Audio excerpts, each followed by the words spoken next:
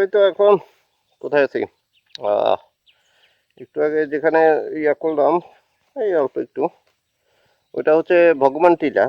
তো ভগবান টিলা ওইটা তানাকাপাড়া ফেলে একটু সামনের দিকে আসলে আপনার ভগবান টিলা।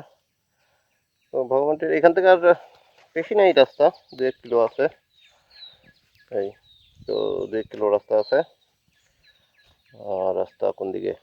এই যে রাস্তা এদিক দিয়ে চলে গেছে 2-3 কিলো। ওই উপরে ক্যাম্পাসে তো ওটুক পর্যন্তই যাব, কারণ এখানে কাজ করে একজন অলরেডি বললো যে না, আপনি ক্যাম্পের পরে আর যান না, কারণ এখানে পার্টির লোকজন আসা যাওয়া করে।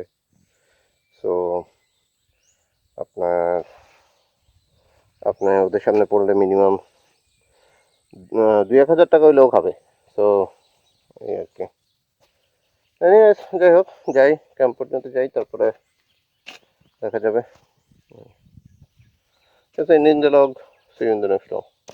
এইটাই লাস্ট ক্যাম্প, এরপরে সবাই যাইতে না করতেছে। যাই হোক, রাস্তা বেশি নেই, আসলে 2 কিলোর মতো আছে। ওই যে রাস্তা ওইদিকে, এই যে এইখান দিয়ে রাস্তাটা আর কি, এই যে এইদিকে রাস্তা। তো এই রাস্তা ওই দিক দিয়ে ওই দিক দিয়ে উঠে ওইদিকে হয়তো রাস্তা আর কি। যেতে পারি কিনা দেখতেছি না, দেখলে জিজ্ঞেস করতাম, বাট তাই দেখ। There is my bike. So তা হেলিপ্যাড বানাইছে, হেলিপ্যাড এখানে মানে there were lots of pigeon নাকি কবুতর ছিল, আমাকে দেখি সবগুলো মারছে। See, there is my bike.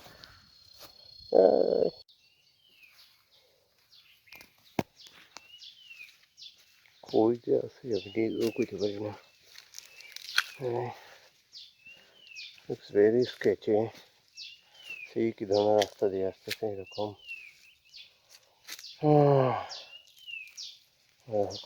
তো চাপ আছে কিনা আর না যাওয়ার ডিসিশন নিছি, কারণ সাথে কেউ থাকলে হয়তো যাওয়া যেত আর একটু, কিন্তু থাকলে একটু ভয় লাগতেছে এখন যে আসলে কোথায় আসি গেছি, পরে যদি বাইক ঘুরানোর যদি জায়গা না পাই আর এক কাঁচা। Anyways, very remote place. I don't know, very remote place.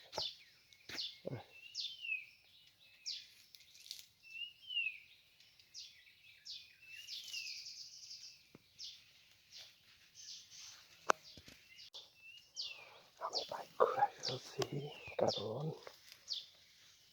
মনে হলো যেন কারো কথাবার্তা শোনা যাচ্ছে ওইদিকে। ক্যামেরা পিক করতেছি কিনা, বাট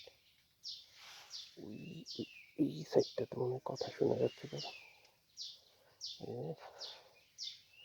আমার মনে হয় ভাড়াটা ভালো হবে।